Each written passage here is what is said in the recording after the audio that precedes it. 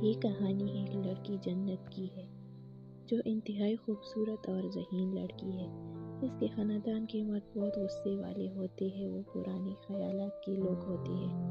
لڑکیوں کی تعلیم وغیرہ سے نفرت کرتے ہیں۔ وہ جنت کے بابا کو لڑکیوں کو تعلیم دینے سے منع کرتے،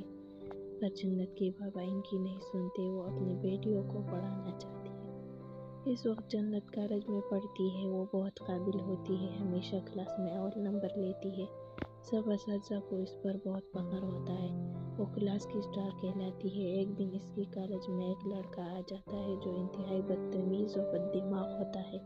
ہر کسی کو تنگ کرتا رہتا ہے اور اساتذہ کو بھی نہیں چھوڑتا۔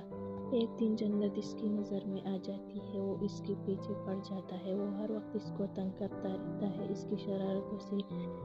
پورا کالج تنگ ہو جاتا ہے، وہ جنت کو روزانہ چیرتا ہے، اسے